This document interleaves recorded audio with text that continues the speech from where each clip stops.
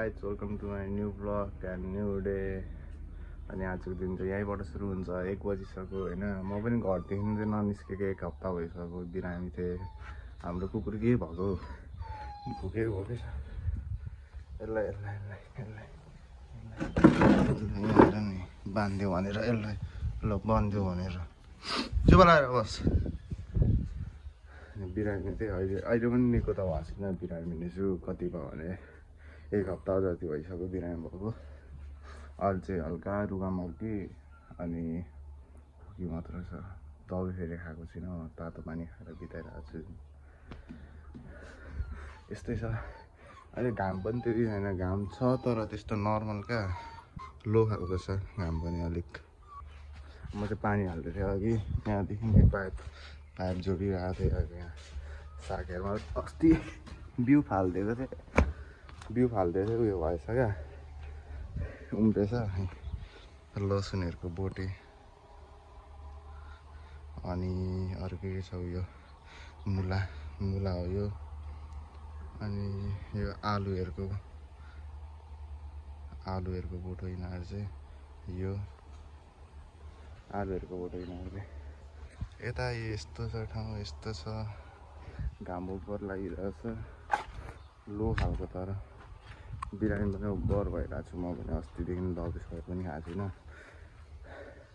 अनि एउटा कुरा, यहाँ हजुरआमाले उयो बनाउनु हुँदै थियो, के भन्छ त्यो, के पो थियो यसको नाम, के पो थियो यो बोटको नाम के भन्छ? ए तरुन उयो गर्नु हुँदै थियो। तरुन कि के भन्छ समथिङ त्यस्तै, तपाईँहरूलाई थाहा होला। अब त्यही चाहिँ उसिन्नु हुँदै थियो आगोमा। त्यो यो चाहिँ पछाडिको सिन यस्तो छ। यहाँनिर उसिन्दैछ। अब तपाईँ तातो रहेछ, तातो छ। अहिले एकछिनमा निकाल्नुहुन्छ अनि त्यतिखेर हेर्नुलाई। म पनि यहाँ उब्बर मोटाउँदै रहेछ क्या, उब्बर फ्याट भइसक्यो। म पनि धेरै घरमा बसेर सुतेर गरेर होला। अनि केही छैन, काम छैन, डुलोहरू खायो बस्यो मुतो, त्यस्तो चलिरहेको छ जिन्दगी। अनि त्यही भएर पनि यत्रो मोटाएको होला क्या म। कुरेर गाइस, हाम्रो डग हेर्नुहुन्छ एउटा क्या बब्बाल छ नि, अर्कै रङको क्या, रङ्गिन छैन त।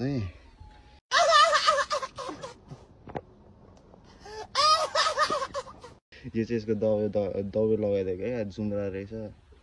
यसलाई खै कुन चाहिँ यत्रो बच्चै थियो यो चाहिँ, आँखा पनि देख्दैन थियो त्यतिखेर यसलाई ल्याएको। के अरे उहाँ बाटोमा रोडमा छोडिदिइरहेको रहेछ। अनि जाडोमा कक्रिरहेको थियो, मर्दै नल्याएको भए। अनि ल्याएँ, पाल्यो अरे। अहिले चाहिँ आँखा साखा देख्छ, खानासाना खान्छ। जुम्रा थियो र अनि त्यो दबाई हुन्छ नि जुम्रा झार्ने, त्यही लगाइदिएको। अनि अहिले चाहिँ दुईवटा थियो होला, एउटा चाहिँ उता अगाडिको पल्लो घरमा छ, एउटा चाहिँ यहाँ छ। अनि त्यो सेतो त मेरो भाइले ल्याएको। कस्तो आनन्दले बस्छ नि। त्यो अर्को नमुना छ, कराएको हेर्दैछ। यो साला छ नि, यसलाई क्या हेरिदिन्छ, उठी आइदिन्छ अनि छेउमा गएर मुद्दिन्छ क्या यसको माथि। स्याल छ नि यो कुकुर। यसलाई खोलिदिनु पर्छ, अघि टाप ठोकिन्छ, कहाँ जान्छ हामी। तँलाई के भयो, खोलिदिनु तँलाई पर्खिल, म खोलिदिन्छु एकछिन। यसलाई चाहिँ खोलिदिनु पनि सकेको छु। यो कहाँ जान्छ हेर्छु नि म पनि। हिँड न हौ। सिधै यो घामसँग किचनमा छिर्छ। केही छ कि राखिदिएको भनेर यस्तो छ यार। अझ फेरि त्यसलाई नचाड है, फेरि त मर्सिस। त्यो उयो दबाई लगाइदिएको छ, त्यो चाँडो अन्त सुल्किन्छ यस्तो केटा। केटी छाउरी है, फेरि मैले भन्नु बिर्सेँ, यो चाहिँ छाउरी हो, यो अर्को पनि छाउरी हो। हजुर अघि मैले तरुन भनेको थिएँ नि, यही हो क्या। यस्तो हुन्छ तरुन चाहिँ। यसको चाहिँ उसिनेर अब यत्तिकै पनि खान्छ, सब्जी बनाएर पनि। यसको चाहिँ मिठो हुन्छ नि। अर्कोलाई यो सेतीलाई दबाई जुनुलाई यसको पनि छ नि त्यो उयोले साटिदिएको यो सँगै टाँसिनु जान्छ नि त यो अनि यसले साटिदिएको जुम्रा यसलाई चाहिँ साटिदिएको जुम्रा hello guys welcome to my new blog अहिले चाहिँ हामी सन्चरी जाँदैछौँ सन्चरी जानुपर्ने अड्सिस त बस बस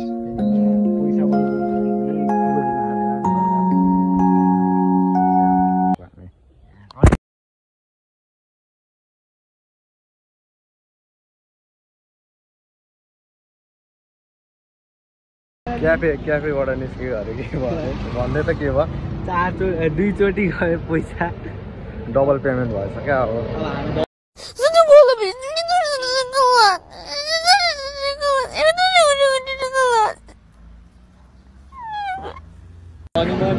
क्युआरमा छैन पैसा योसँग झन्न रहेछ गाडी भाडा जाने चाहिँ उहाँ छ गाडी झन्न गाडी भाडा चाहिँ गाडी पनि झन्न भरिसकेको रहेछ अब त सिधा सन्चरी लाग्दैछौँ होइन हामी होइन सन्चरीको बाटो है पैसा उडेर है खलासी त्यो हामी पनि सन्चरी आइपुग्यो मासु लिएर जाँदैछौँ अब चाहिँ यो दोकान थियो अब भरे कतिखेर पेमेन्ट आउँछ थाहा छैन पैसा आदि काट्यो भयो अब के अरे अब घर जाने अनि बस्नु भ्याउँदैन आउनु भन्दै थियो दाइले अब एकैचोटि भोजमा चाहिँ सेर्ने भन्छ ल